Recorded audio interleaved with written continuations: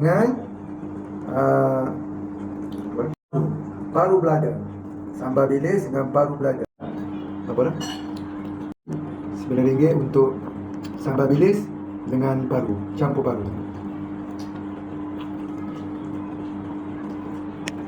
Sambal dia sedap, tak pedas sangat, ada manis-manis sikit.